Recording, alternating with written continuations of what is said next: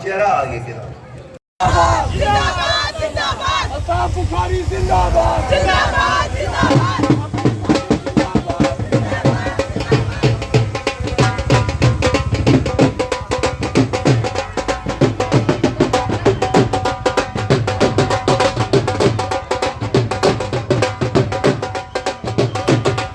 बड़ी देर का देख रहा सी कोई चंगी पार्टी आए, मैं भी सपने देखे सी लाइव स्ट्रीम मैं भी लोगों की सेवा करा। बुखारी साहब ये सारे जो लोग हैं सब बेचारे गरीब लोग हैं और ये रिफ्यूजी हैं, इनका आज तक किसी ने सोचा। ओनली इनसे वोट बैंक बनाया हुआ है, खाली इनसे वोटें लेते रहते हैं। और मैंने जब आपसे मिला आपकी बातें मैंने सुनी और आपकी पार्टी अपनी पार्टी जो है ये खाली रिफ्यूजियों के लिए हक में बोलती है, इसलिए मुझे बहुत अच्छा लगा। और मैं जैसे अपने ट्रांसपोर्ट में मैंने बहुत मेहनत की और मैं पूरी कोशिश करूंगा पूरे मन तन धन से कि मैं इस अपनी पार्टी को आगे से आगे लेके जाऊं। देखिए सपने देखने चाहिए और हौसला होना चाहिए। मैं लास्ट शेयर बोलता हूँ, सब तो ज्यादा अगर कोई मसला है तो आज के समय च मिनार्टी का घट गिनती के लोगों को कोई सुन नहीं रहा। पंजाबी जो साडी इत्थे सब तो पुरानी भाषा सी, महाराजा रणजीत सिंह के समय तो पंजाबी भाषा सी। इन्होंने डोगरी लागू करती, असी वेलकम कर रहे हैं। इन्होंने कश्मीरी लागू करती, असी वेलकम कर रहे हैं। लेकिन पंजाबी इन्होंने ऑफिशियल लैंग्वेज तो बाहर कर दी। ये साडे लोगों के नाल जाती है, ये साडे नाल जुल्म है। मैं कहना है साडी पहचान खत्म करने की साजिश की जा रही है। तो मेरी सारे रिक्वेस्ट रहेगी कि साडे लोगों के मसले डिस्प्लेस पर्सन के मसले जेडे लोग असी 47 तू 65 तू 71 तू उजड़ के आए हैं, असी रिफ्यूजी नहीं, असी इस रियासत के रहने वाले हैं, इस रियासत का हिस्सा हैं।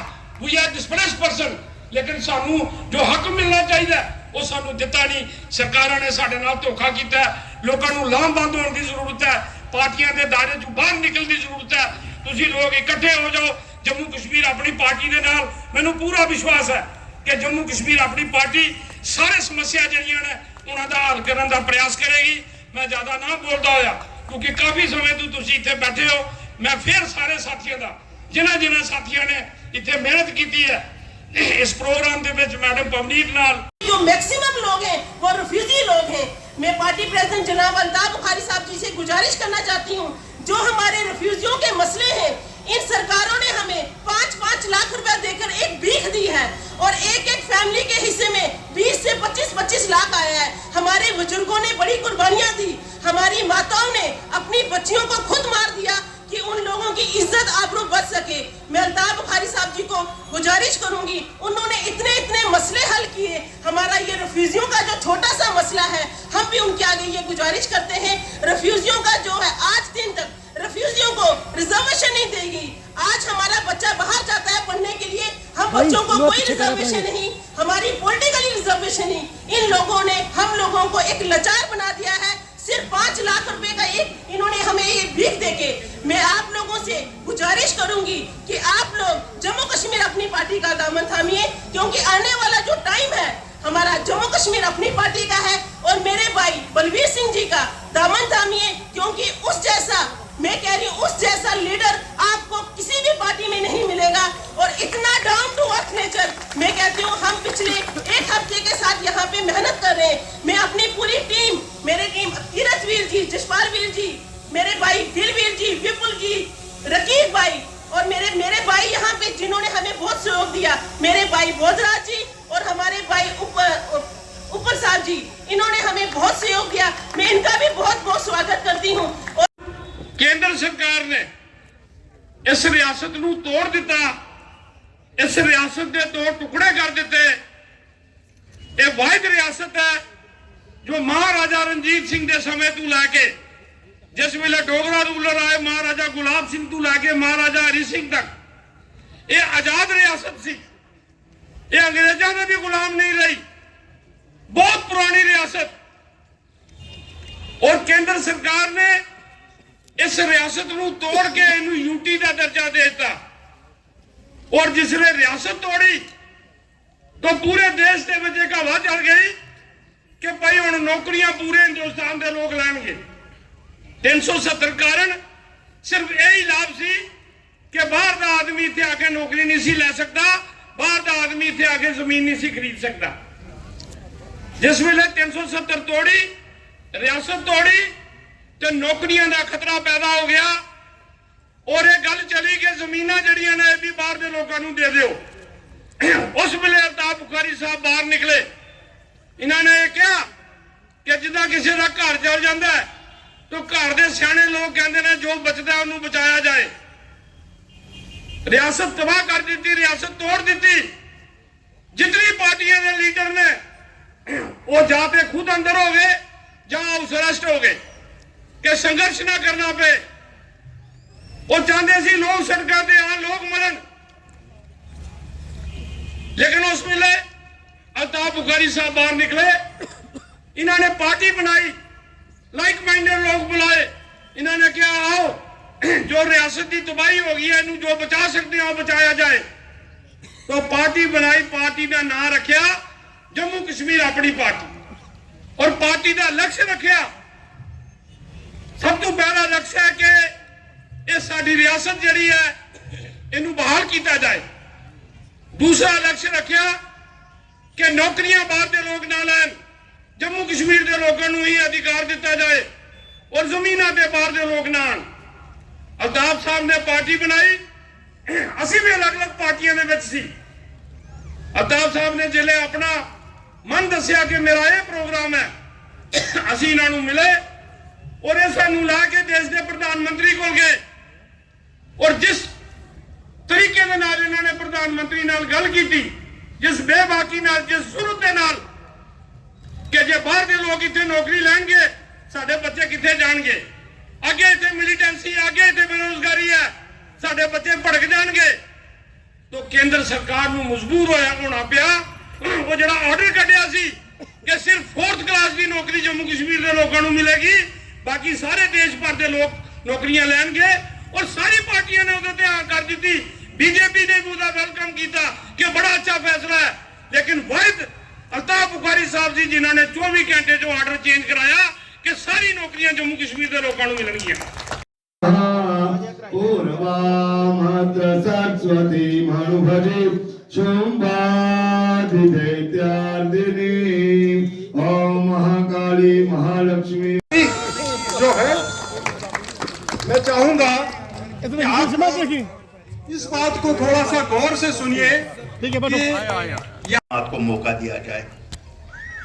जम्मू ने 2014 में भाजपा का साथ दिया था, शायद बदलाव के लिए। क्यों हमेशा भाजपा का नारा था एक बार हमें दे दो, हम दिखाएंगे बदलाव क्या होगा। बदकिस्मती से वो बदलाव हो नहीं सका। एक अजीब पॉलिटिकल सिचुएशन है जम्मू कश्मीर की।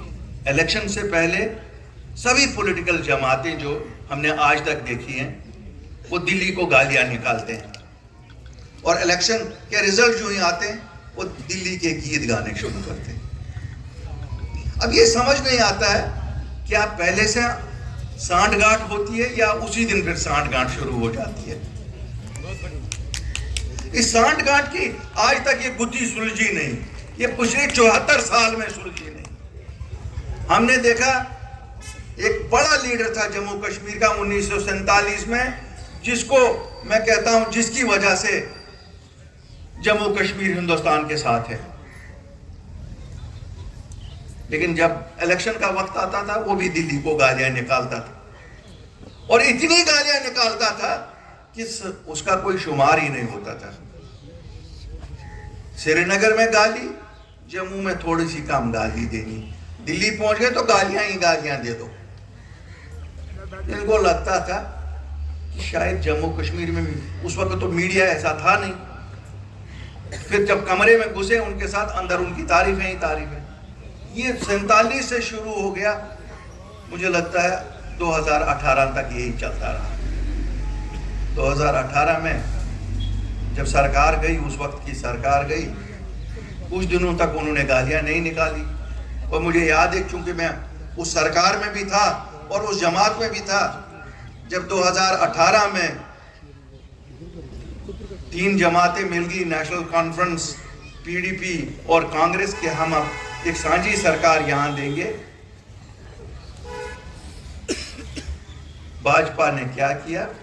गवर्नर साहब मलिक साहब का बड़ा मशहूर है कि मेरा फैक्स नहीं चल रहा था।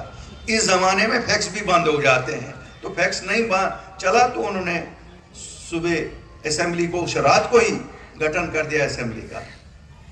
बड़े लीडर, कांग्रेस के बड़े लीडर, नेशनल कॉन्फ्रेंस के बड़े लीडरों ने मुझे भी टेलीफोन किया कि भाई साहब जरा सुप्रीम कोर्ट के लिए अर्जी बनाकर भेजो, दस्तखत भेजो करके, जिस जमात में मैं था। और खुशकिस्मती या बदकिस्मती से मुझे तीनों जमातों ने चीफ मिनिस्ट्रियल कैंडिडेट नॉमिनेट किया था।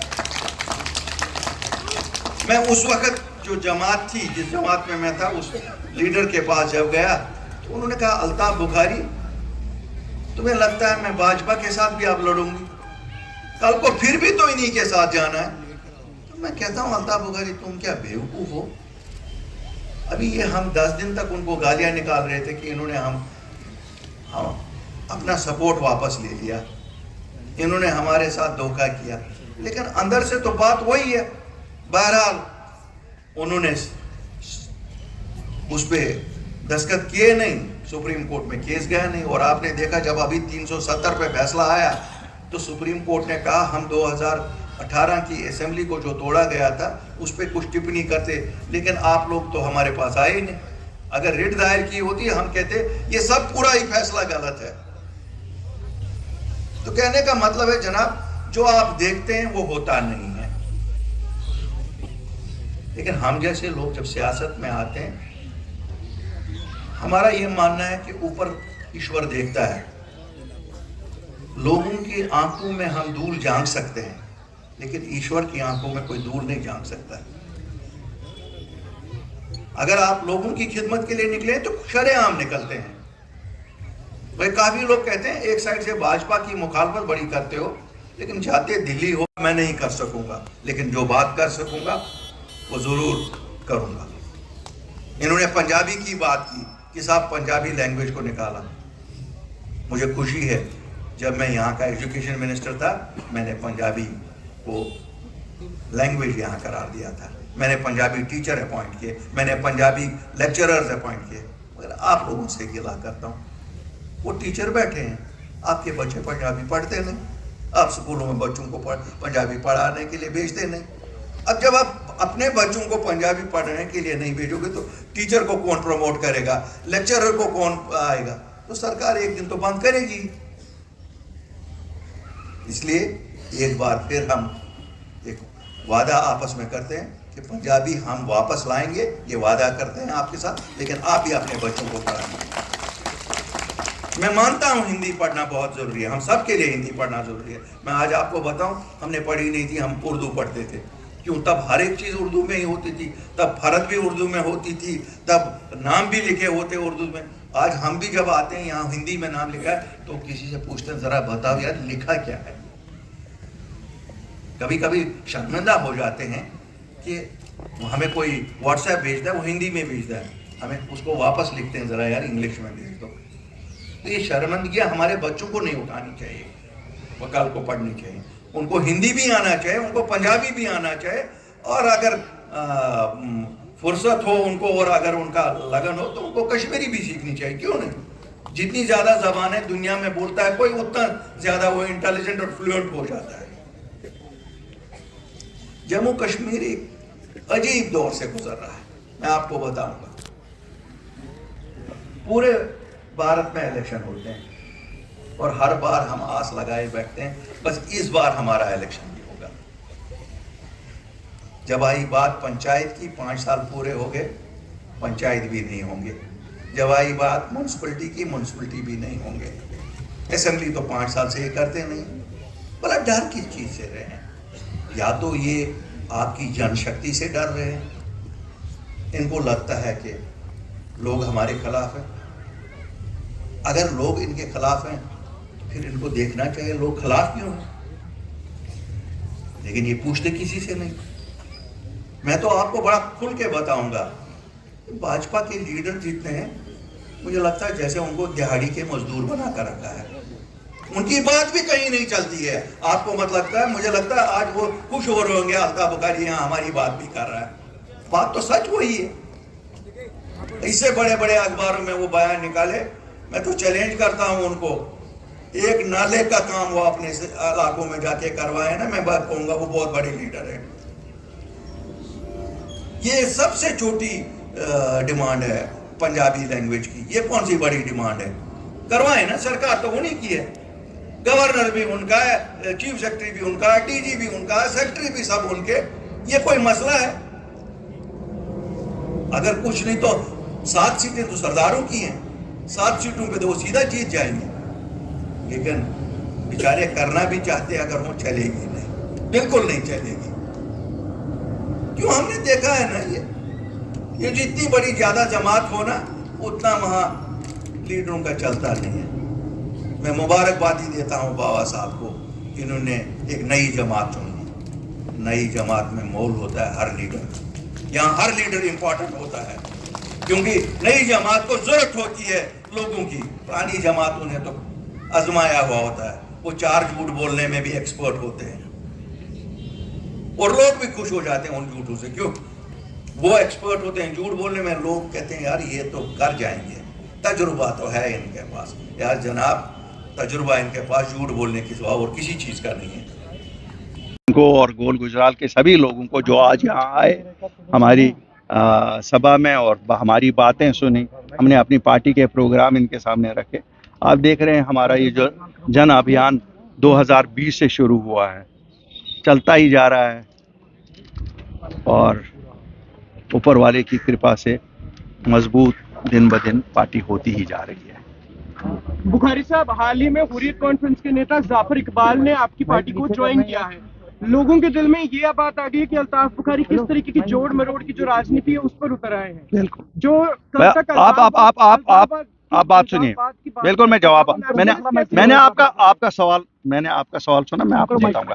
देखिए, जिसको भी हिंदुस्तान के आईन पे यकीन होगा, जो हिंदुस्तान के आईन में ऑपरेट करना चाहता है, जो मुल्क की सलामती के लिए खड़ा हो जाएगा, जिसको ये एहसास हो कि वायलेंस से कुछ नहीं निकलने वाला है, जिसको ये यकीन हो कि हमारा मुकद्दर दिल्ली के साथ है, उसको मैं वेलकम करूंगा।